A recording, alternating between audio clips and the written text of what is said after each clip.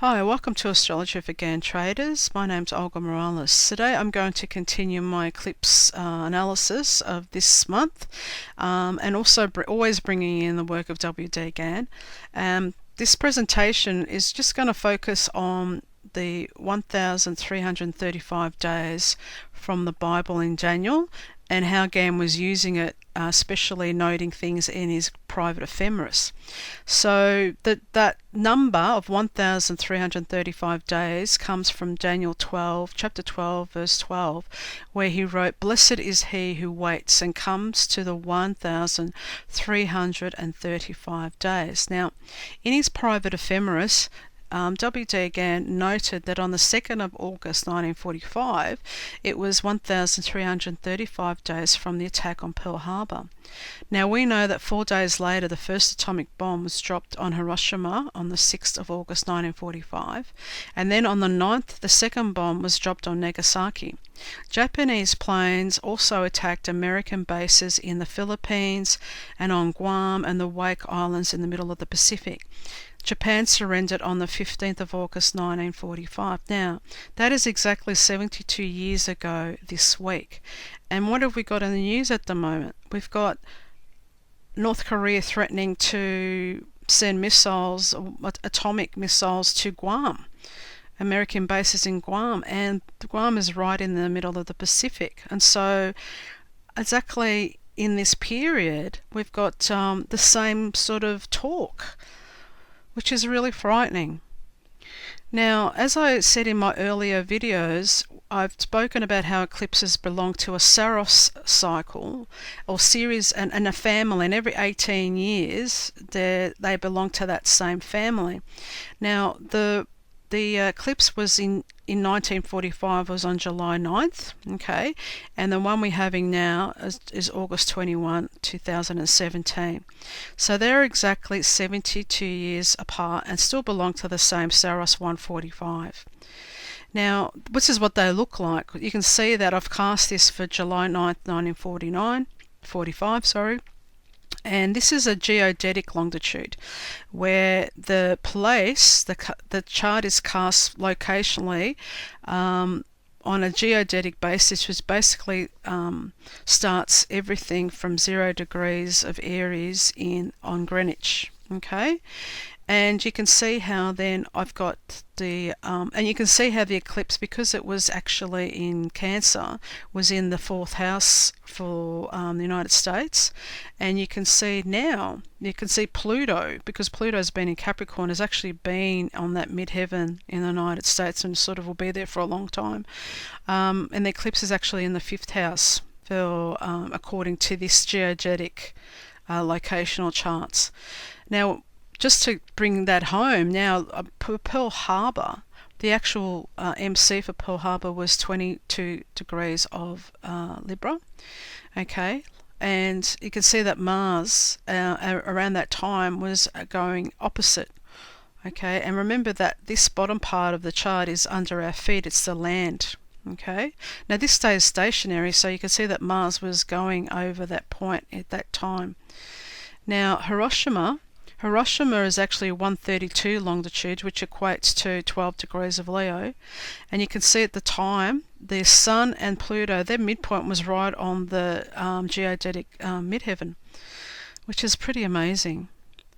Now Nagasaki, its MC, geodetic MC is 129, which equates to 9 degrees of Leo. Okay, which is almost 10 rounded off. And you can see that Pluto, again, was at that point. Now, 1,335 days from Pearl Harbour. What I've done, I've taken Gann's beginning point was Pearl Harbour, and I've just projected that time, 1,335 days from Pearl Harbour, to see what was happening in the markets. And also, this is great research if you want to see what was happening in the world on a mundane level. Now, he writes that that period, this 1,335 days, equates to just under 44 months. Okay, now Gann was very much focused on 44 and 45. He tells you to start preparing around 42. So it's actually, if you think of 42 to 45, it's actually a very important harmonic of If you're talking about months, about one particular planet. Okay, if you're talking about days, it's also another planet. So it's very much, if you can link in your planets with this work, you'll understand what the ancient prophets were writing about in the Bible. Okay, what's actually under these time counts in the Bible, because the prophets were astrologers for sure. So if you continue there, I'm just going to flick through those years, and you can have a look at these times yourself and what it all means. Okay, and this is where we are at the moment.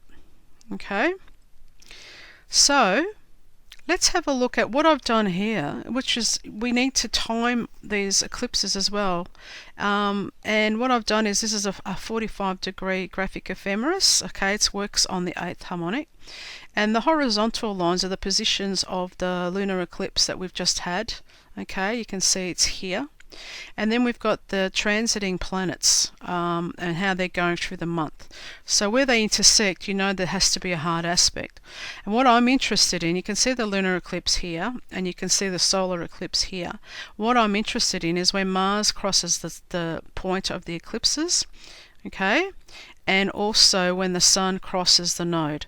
Because when the Sun crosses the node, that's called a moon wobble, and at this point it's actually on the 16th of August, so it's like in the middle of the eclipses, so it's a mid-season or midpoint of the eclipses. But also when Mars hits the lunar eclipse degree, it's the 13th. So between the 13th and the 16th, we've got a lot of like an impact, a hotspot, you know, for things to just explode. When you remember, Mars is the war planet, it's aggression, it's in Leo, which is hot, it's fire, and it's heated, it wants to rule. Okay, now I think remembering, I'll bring it in later, how Donald Trump is totally under this eclipse. Okay, his whole chart's been activated, but I'll bring that in a bit later. So let's have a look at just what it looks like. Mars triggers a lunar eclipse on the 13th of August. You can see it here. Mars is at 15 degrees. That was the exact degree. So it's opposite the moon and conjunct the sun. Now often the Mars being a trigger sets things off. Okay. Then on the 17th or the 16th in the US, the Sun is conjunct the North Node at 16th or 17th of August, and you can see how they're together. They're conjunct here. All right. Now, North Korea. Remember, I was talking about geodetic longitude. North Korea, their MC is 5 degrees of Leo. On the 16th of August, when the Sun is conjunct the North Node, okay, it's down here for the United States. I've put it again. It's in the 5th house. But what has intrigued me when I started looking at this was that when the Sun is conjunct the North Node at the geodetic degree of Guam, which is 24 Leo, 24 Leo is 144 degrees. If you look at here, the longitude is 144, okay, and 40, and you can see that degree exactly on the MC. But look at what's happening. The Sun and the node will be on that point on the 17th, and what's in the news? This area is in the spotlight. Okay, this tiny little island in the middle of nowhere, in the middle of the Pacific. Now, Canberra, only today, Prime Minister Malcolm Turnbull speaking about how Australia would support the US in any conflict, which is totally frightening. But Canberra, the geodetic MC of Canberra is actually 29 degrees of Leo. That is the degree, well, it's not even one off because look, it's only a few minutes of the eclipse. So geodetically, Australia, or the eastern coast of Australia, and government rulership is under this eclipse. And we know that that eclipse is also on the rising sign and Mars of Donald Trump. So this is all playing out. So this is what I want to show you, what I mean by geodetic. So everything starts from 0 Aries around here in Greenwich, and then we move through the zodiac, okay? So you can see how the Sun and the node, remembering that they're at 24 of Leo, go right through. So Guam's in here somewhere. go through Papua New Guinea and then go through Melbourne. Melbourne's exactly at 144. So, this is just like amazing. Well, it's not amazing. It's sort of it's just showing you what's playing out. This is like a show, and the planets are showing where the spotlight is. The other thing is you can see that Pluto is going over Washington. Okay, and obviously that's going to be there for a long time. So this is what sort of is on my mind, and I wanted to present it to show how we can use these tools to make predictions. Now, I've brought this in. I've actually spoken about this in my other video on the solar eclipse, but you can see how his ascendant, Donald Trump's ascendant, according to this time, although we've been told that there's possibly another time for him. So using this 1054 time, his ascendant is 29 Leo, remembering that's like Canberra of Australia, and you can see how that's exactly going to be on his ascendant and like 2 degrees from his Mars. All right. The other important thing is that Saturn will be going through his Sun and Moon, and because he was born under a lunar eclipse. Okay, so he was born under an eclipse and he's been eclipsed at this moment, and he's almost 72. Okay, because he's getting he's actually had his Jupiter return. Okay, so let's have a look at the other time for him as well, which was given early at 9:51, but still gives him a 17 degrees of Leo ascendant. Still, the lunar eclipse is actually having an impact on him anyway. So either eclipse, although the node is still close enough to his Mars. So either way, either time, you can see it's on his part of fortune too. Either time, he's been either lunar eclipse or solar eclipse. And in the mid-season, it doesn't really matter because it would be in this point for him as well. So close enough to his Mars, 2 degrees away from his Mars. So he's in the zone. He can't avoid this.